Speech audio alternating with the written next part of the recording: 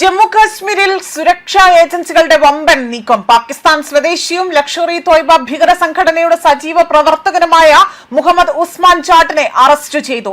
ലാഹോർ സ്വദേശിയായ ഇയാളാകട്ടെ കാശ്മീരിൽ ഭീകരാക്രമണം നടത്താൻ എത്തിയതാണ് എന്നതാണ് അന്വേഷണ ഏജൻസികൾ കണ്ടെത്തിയിരിക്കുന്നത്. ഭീകരൻ അബ്ദുള്ള അഥവാ അബു ഹുറൈക്കൻ ഒപ്പം തന്നെ ഇയാൾ അതിർത്തി കടന്ന് കാശ്മീരിലേക്ക് നുഴഞ്ഞു കയറിയതാണ് കണ്ടെത്തിയിരിക്കുന്നത്. അതേപോലെ ഭീകര നേതൃത്വത്തിന്റെ നിർദ്ദേശപ്രകാരം ആക്രമണ പദ്ധതി നടപ്പിലാക്കാനായിരുന്നു നുഴഞ്ഞുകയറ്റം എന്നതാണ് റിപ്പോർട്ടുകൾ. അതേസമയം ശ്രീനഗറിൽ ഒളിവിൽ കഴിയുന്നതിനിടെ തന്നെ മുഹമ്മദ് ഉസ്മാൻ ജാട്ടാകട്ടെ അവിടെ വലിയ രീതിയിൽ ഹെയർ ട്രാൻസ്പ്ലാന്റ് ചികിത്സയ്ക്ക് വിധേയനായിരുന്നു എന്ന വിവരങ്ങളടക്കം പുറത്തു വരുന്നുണ്ട്.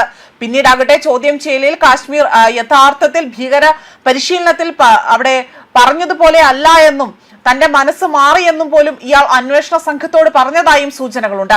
എന്നാൽ ഈ മൊഴി അന്വേഷണ ഉദ്യോഗസ്ഥർ ഇപ്പോൾ പൂർണ്ണമായും വിശ്വാസത്തിലെടുത്തിട്ടില്ല. ഇയാളുടെ ബന്ധുക്കളും ഭീകര ശൃംഖലയുമായുള്ള ഇടപാടും കേന്ദ്രീകരിച്ചുകൊണ്ട് തന്നെ വിശദമായ അന്വേഷണം പുരോഗമിക്കുകയാണ് എന്നതാണ് ഇവിടെ എടുത്തു പറയുന്ന മറ്റൊരു കാര്യം. അതേപോലെ തന്നെ മുഹമ്മദ് ഉസ്മാൻ ജാട്ടിന്റെ മൊഴി അന്വേഷണ ഉദ്യോഗസ്ഥർ വിശ്വാസത്തിൽ എടുത്തിട്ടില്ല എന്നും അവർ തന്നെ വ്യക്തമാക്കുന്നുണ്ട്. പാകിസ്ഥാനിലായിരുന്ന സമയത്ത് തന്നെ കടുത്ത മുടികൊഴിച്ചിൽ കാരണം ബുദ്ധിമുട്ടുണ്ടായിരുന്നുവെന്നും കാശ്മീരിലെ ഒരു ക്ലിനിക്കിൽ വെച്ച് ഹെയർ ട്രാൻസ്പ്ലാന്റ് നടത്തിയെന്നും ഇയാൾ ചോദ്യം ചെയ്യലിലൂടെയാണ് ഇവിടെ പറഞ്ഞിരിക്കുന്നത്. ശ്രീനഗറിലെ ലഷ്കർ ഭീകരനായ സാജ് സർമാക്കിനൊപ്പം തന്നെ താമസിക്കുന്നതിനിടയിലാണ് ട്രാൻസ്പ്ലാന്റിന് വിധേയനായിരിക്കുന്നത്. ചികിത്സാ കാലയളവിൽ പ്രതി മാസങ്ങളോളം ശ്രീനഗറിൽ താമസിച്ചതായും അന്വേഷണ ഉദ്യോഗസ്ഥർ ഇവിടെ സ്ഥിരീകരിച്ചിട്ടുണ്ട്.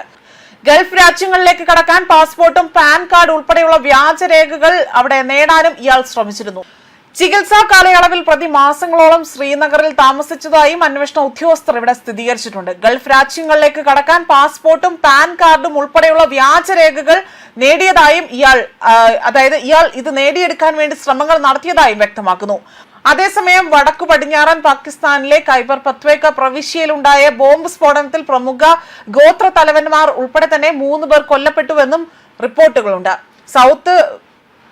സൗത്ത് ബസിദ്നാൻ ജില്ലയിലെ വന പട്ടണത്തിലുള്ള തിരക്കേറിയ ഒരു സ്ഥലത്താണ്, അതായത് അവിടെ ഉണ്ടായിരുന്ന ഒരു മാർക്കറ്റിന് നേരെയാണ് ഇത്തരത്തിൽ വലിയ രീതിയിലുള്ള സ്ഫോടനം ഉണ്ടായിരിക്കുന്നത്. അഹമ്മദ് അദ്സായി ഗോത്ര തലവനായ മാലിക് തരിഹാനാണ് കൊല്ലപ്പെട്ട് അതിൽ പ്രധാനിയായി തന്നെ പറയുന്നത്. അതേപോലെ തന്നെ ഇയാളുടെ വാഹനം മാർക്കറ്റ് ഏരിയയിലൂടെ കടന്നു പോകുമ്പോഴാണ് അവിടെ വലിയ രീതിയിൽ അവിടെ ഒളിച്ചിരുന്നു കൊണ്ട് ഭീകരരാകട്ടെ ഇയാൾക്ക് നേരെ ബോംബ് എറിയുകയും ഇത് പൊട്ടിത്തെറിച്ചുകൊണ്ട് കൊല്ലപ്പെടുകയും ചെയ്തതായി വ്യക്തമാക്കുന്നത്. സ്ഫോടനത്തിൽ താരിഖ് ഉൾപ്പെടെ 3 പേർ സംഭവ സ്ഥലത്തുണ്ടായി അവിടെ നിന്നും അവർ കൊല്ലപ്പെടുകയാണ് ചെയ്തിരിക്കുന്നത്.